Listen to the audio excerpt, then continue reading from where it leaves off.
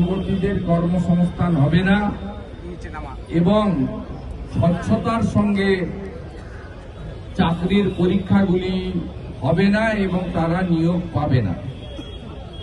আপনারা যদি গত কয়েক বছরের ইতিহাস পর্যালোচনা করেন বর্তমান সরকারের, তাহলে দেখবেন 2011 সালে 51 যুবকদের সংখ্যা এবং ভিড় দেখতে পেলাম।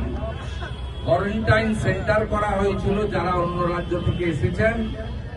7 দিন সেন্টারে, 7 দিন বাড়িতে আইসোলেটেড থাকতে হবে তাদের।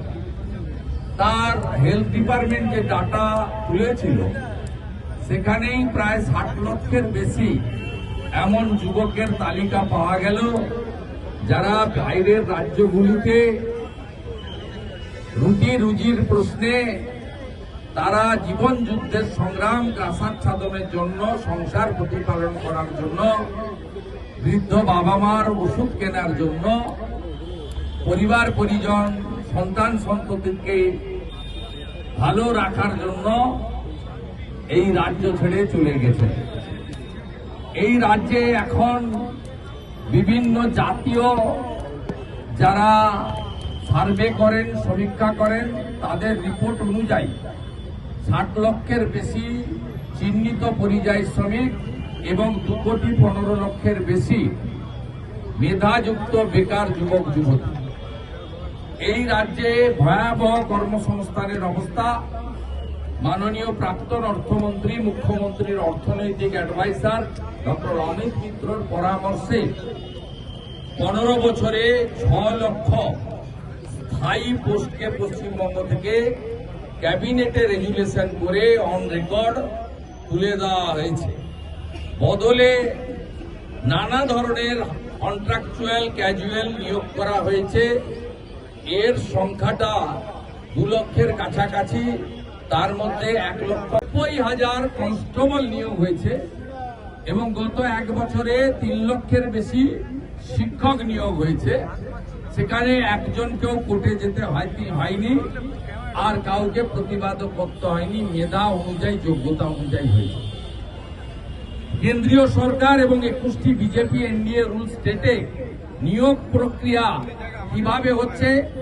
ওএমআর শিটের ভিত্তিতে, ওএমআর এর ভিত্তিতে, অর্থাৎ কম্পিউটার খাতা দেখছে, নেগেটিভ মার্কিং পজিটিভ মার্কিং থাকছে। আপনি যে এক্সাম হলে রিটিন পরীক্ষা দিলেন তার একটি কার্বন কপি বাড়িতে নিয়ে আসছেন। আপনি 100-র মধ্যে 72 নম্বর সঠিক লিখলে আপনি পরীক্ষার রেজাল্টের পরে দেখে নিচ্ছেন যে আপনি 72ই লিখেছিলেন, আপনি 73ও লেখেননি, 71ও লেখেননি। এইটা হয়েছে। এটা পশ্চিমবঙ্গে যদি করতে হয়, ভারতীয় জনতা পার্টি 21টি রাজ্যে এবং কেন্দ্রীয় সংস্থায় যেভাবে ওএমআর শিট, ওএমআর এর ভিত্তিতে, স্বচ্ছতার ভিত্তিতে কর্মসংস্থান দিচ্ছে, সেটা করবে একমাত্র বিজেপি। এর সঙ্গে বিজেপি রুল স্টেটে কি হচ্ছে? লিখিত পরীক্ষা, মেধার নম্বর, একাডেমিক, যে একাডেমিক পশ্চিমবঙ্গে কোথাও হয় না।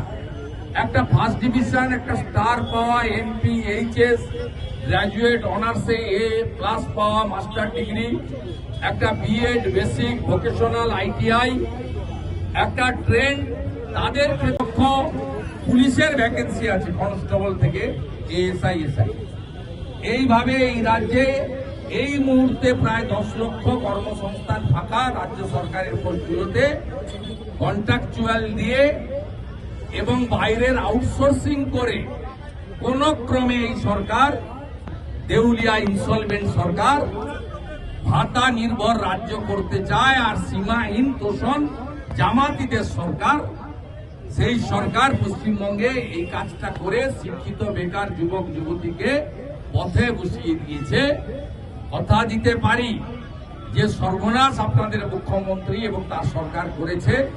আমরা বয়স পেরিয়ে যাওয়ার কারণে আগামী দিনে ভারতীয় জনতা পার্টির সরকার এলে আমরা বয়স রিল্যাক্সেশনের বিষয়েও যথাযথভাবে চিন্তা ভাবনা করব।